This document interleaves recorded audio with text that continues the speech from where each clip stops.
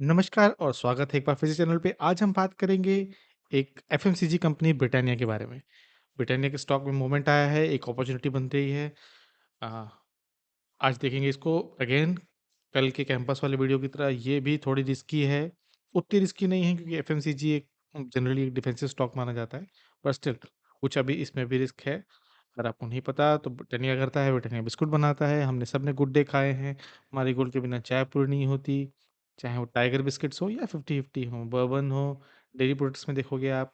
Snacks में इनके पास biscuits और वेफर्स हैं। वेज केक और नॉन वेज केक दोनों बनाते हैं। रस्क इसके फेवरेट है ही हमारे। और ब्रिटानिया के ब्रेड किसने नहीं खाए हैं।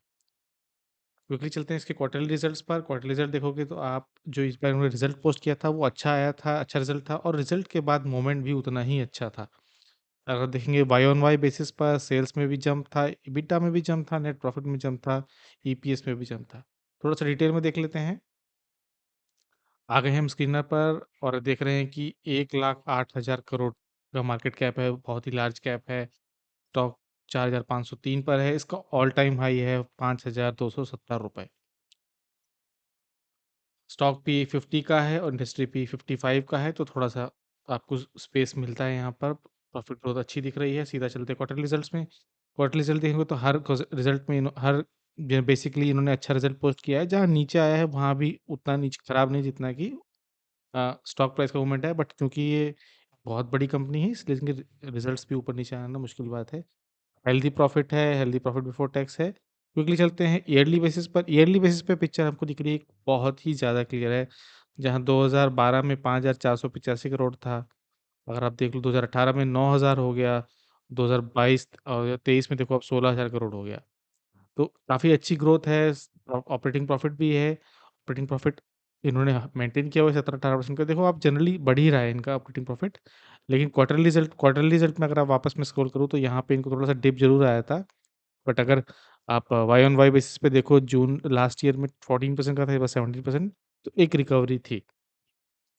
अच्छा ऑपरेटिंग प्रॉफिट है, अच्छा प्रॉफिट बिफोर टैक्स है, अच्छा नेट प्रॉफिट है। अगर आप इन्वेस्टर्स पे भी जाओगे तो स्टेबल है। प्रमोटर कुछ भी नेग्लिजिबल, ये कह लीजिए कुछ भी इन्होंने नहीं किया, बिल्कुल स्टेबल बैठे हुए हैं। एफआईज ने अपनी पोजीशन बीच में थोड़ी-सी इन्होंने कम की थी, फिर उन्होंने बढ़ा के 21.29% कर दिए। डीआईज ने 11 से नीचे घटा के 7 की थी, फिर बढ़ा के 12.46% कर दी है।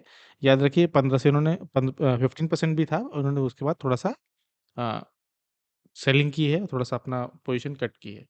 पब्लिक भी 22% से गिर-गिर के बीच में 24% भी हो गई थी, लेकिन अब 15% है। तो एक पब्लिक की कम पार्टिसिपेशन भी जनरली स्टॉक के लिए अच्छा होता है। आप जैसे आप 4 लोग हैं वो एक तरह से सोच सकते हो, लेकिन अगर पब्लिक है, रिटेलर्स हैं, अलग-अलग तरीके का माइंडसेट है, तो उन सब का एक साथ मूवमेंट होना थोड़ा मुश्किल भी हो सकता है। क्विकली चलते हैं चार्ट पे। हमने खोला हुआ है ज़ीरोधा का पोर्टल। अगर आपके पास ज़ीरोधा का अकाउंट नहीं है, लिंक डिस्क्रिप्शन में आपको क्लिक करना है, अपना अकाउंट बनाना है। अगर आपके पास ज़ीरोधा का अकाउंट है, वीडियो देखना कंटिन्यू करिए। तो अब हम देख रहे हैं कि जो करंटली आप देखोगे कि जिस पॉइंट पर है, यहाँ पर एक सपोर्ट था प्रीवियसली भी, और अपनी अपवर्ड जर्नी रिजल्ट के बाद जो इसकी पॉजिटिव जर्नी थी वो तय करके काफ़ी तेज़ी से नीचे आया है। जितना तेज़ी से ऊपर गया था ऑलमोस्ट उतनी ही तेज़ी से नीचे आया है। अगर आप देखोगे कितना परसेंट का यहाँ से मूवमेंट था, अपने हाई के पास 17% यानी 783 रुपीज़ का मूवमेंट था, जो वो काफ़ी बड़ा मूवमेंट है और उतना ही नीचे करके आ गया है ये, राइट? और मैंने इसको आज बाय किया है, मैं पहले ही आपको बता दे रहा हूँ। वैसे भी 4,500 रुपये का स्टॉक है, मुश्किल से 2 बाय कर पाया मैं। तो आपको ये कोई बाय सेल रिकमेंडेशन नहीं है, स्ट्रैटेजी मैंने फॉलो की है। मैंने आज कैंपस भी बाय किया है। ये स्क्रीनशॉट आपके स्क्रीन पर है। 2 ही ब्रिटानिया बाय किए हैं मैंने। ऑब्वियस सी बात है, काफ़ी महँगा स्टॉक है, हम इसको इतना ज़्यादा क्वांटिटी में बाय कर नहीं सकते एज़ अ रिटेलर। ठीक है, तो अब देखते हैं इसके रीज़न क्या था। एक तो पहली बात ये सपोर्ट पर है, और सपोर्ट पर ये आप देखो यहाँ लंबी-लंबी विक्स बन रही है। अगर आप इसको थोड़ा-सा ज़ूम करो, देखोगे कि जो विक्स है ये काफ़ी बड़ी है, ये देखिए। तो इ इस पॉइंट पे इसका इंटरेस्ट काफ़ी बनता जा रहा है। सबसे पहले तो हमने ये चीज़ नोटिस की इस पे, राइट? ड्राइंग क्लियर करते हैं एक बार को, और फिर देखते हैं क्या कि ये प्रीवियस सपोर्ट पर भी आ गया है, जो कि हमको क्लियरली दिख रहा है। अगर आप एक हॉरिज़ॉन्टल लाइन ड्रॉ करोगे, तो देखोगे यहाँ पे आप ड्रॉ करोगे तो यहाँ पहले भी सपोर्ट रेजिस्टेंस था यहाँ पर। राइट? यहाँ पे भी सपोर्ट था और अब इसने इस पॉइंट पे सपोर्ट लिया। देखिए अब रेड कैंडल्स बन रही हैं, यहाँ लंबी विक्स के साथ ग्रीन कैंडल बन रही हैं और नीचे से इसमें बाइंग आ रही है। डिमांड ज़ोन है, तो कुछ लोगों ने बाइंग की है जो मेरी तरह होंगे शायद। क्लियर करते हैं इसको। थर्ड रीज़न है इसको बाय करने का, अगर इसमें हम लगाते हैं मूविंग एवरेजेस लगाते हैं, इसको मैं थोड़ा-सा ज़ूम करता हूँ। तो ज़ूम करेंगे तो आप देखोगे कि जो 200 डे एक्स्पोनेंशियल मूविंग एवरेज है, उसी का इसने सपोर्ट लेके आज पॉजिटिव मूवमेंट दिखाई। जब नीचे जा रहा था तो सेलिंग आप देख रहे हो कि कितनी ज़्यादा बढ़ती जा रही थी। वॉल्यूम्स भी बहुत ज़्यादा थे। लेकिन अब जब नीचे से बाइंग आई है तो बाइंग भले ही कम है, जो कि हमें विक जो कि इसलिए हमको कुछ डोजी टाइप कैंडल दिख रही है। आप कुछ लोग उसे हैमर ही बोलेंगे, लेकिन है भाई हैमर है नहीं। बट ये डोजी टाइप कैंडल्स हैं जो नीचे बन रही हैं। अ, जो कि एक दिखा रही है कि एक सपोर्ट है, एक इंटरेस्ट आ गया है और 200 day exponential moving average generally एक निफ्टी 50 कंपनीज़ का या सॉलिड फाइनेंशियल कंपनीज़ का एक हेल्दी सपोर्ट होता है। तो यही सोच के मैंने बाय किया है इसको यहाँ पर और मेरा टारगेट अगेन 5100 ऊपर 5000 से लेके 5100 पे है। अब इसमें रिस्क भी बहुत है कि कोई गारंटी नहीं कि वो यहाँ रुकेगा, नीचे भी आ सकता है, डेफ़िनिटली जा सकता है। अगर आप पहले देखोगे तो प्रीवियस सपोर्ट यहाँ पर है 4195 एंड 4200 का है, तो 4200 भी आ सकता है। तो मैंने यहाँ पे जो आज 2 स्टॉक बाय किए बेसिकली वो पहला चंक है। अगर वो ये रेजिस्टेंस तोड़ते हुए नीचे आता है तो मैं और बाय कर लूँगा। अगर वो ऊपर जाएगा अगेन इस लेवल पर आएगा जहाँ प्रीवियस सपोर्ट था 4650 से ऊपर, तो मैं एक और चंक यानी 2 स्टॉक प्रोबेबली और बाय कर लूँगा अगर मेरे पास और फंड नहीं आए तो। ये तो हो गया डेली चार्ट। अब आप अगर पिवट पॉइंट लगाओगे डेली चार्ट पे, तो देखोगे मैं ड्राइंग क्लियर करता हूँ फिर से एक बार, तो देखोगे जो सपोर्ट भी था ना जो 200 एक्सपोनेंशियल था जहाँ से इसने जहाँ से इसको अ, एक सपोर्ट मिल रहा है, रिजेक्शन मिल रहा है बेसिकली, देखोगे ये S3 है। लास्ट सपोर्ट है ये इस पॉइंट पे, कुछ लोग को इसमें वैल्यू नज़र आई, उन्होंने इसमें परचेज़ किया, कुछ पोजीशन ली और अगेन टारगेट है कितना R1 R2 जो प्रीवियस टाइम का हाई है।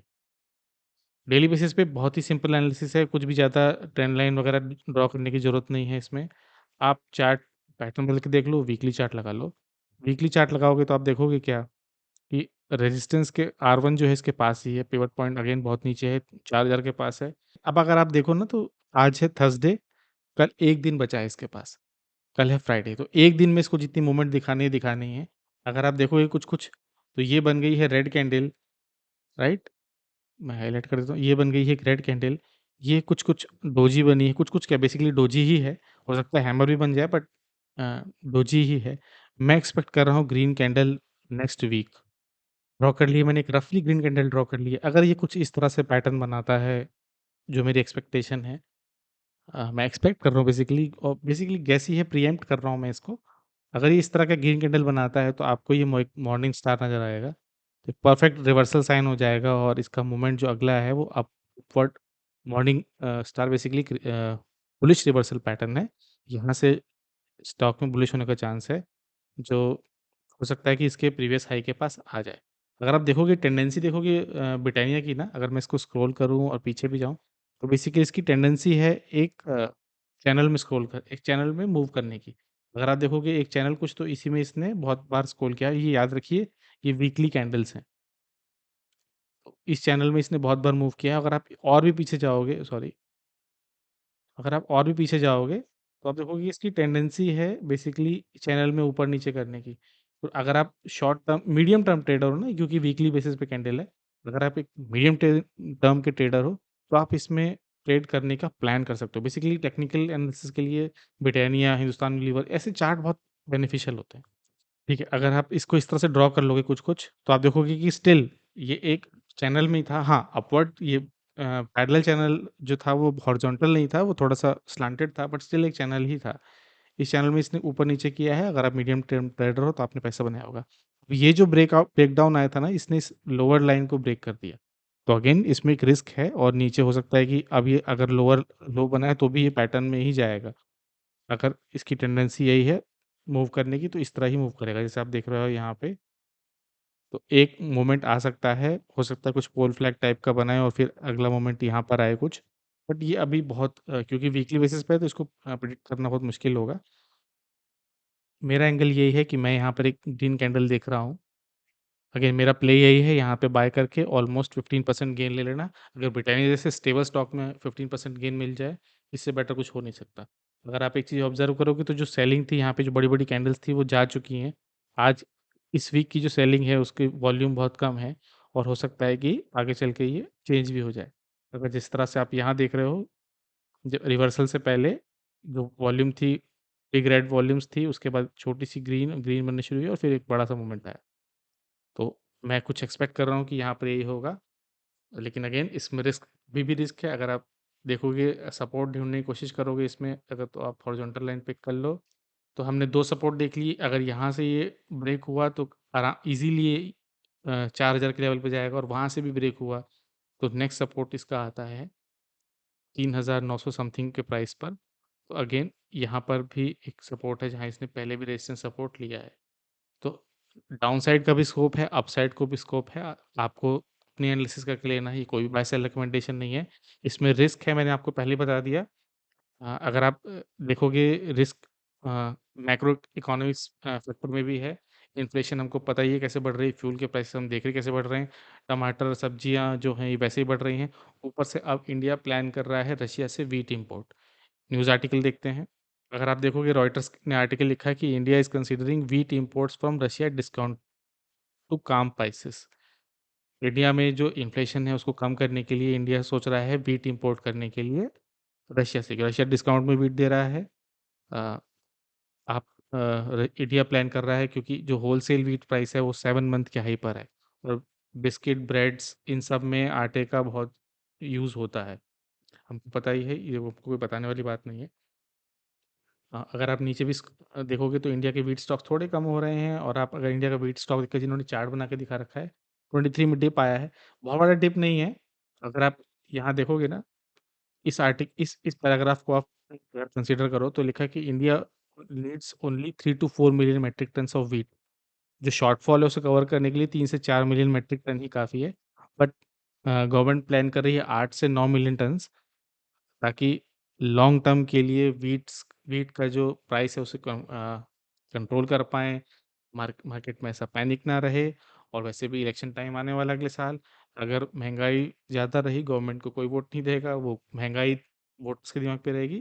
तो इसीलिए गवर्नमेंट भी चाहती है कि प्राइस कंट्रोल में रहे, तो वो डिस्काउंट पे मिल भी रहा है उनको व्हीट रशिया से, तो वो प्लान भी कर सकते हैं।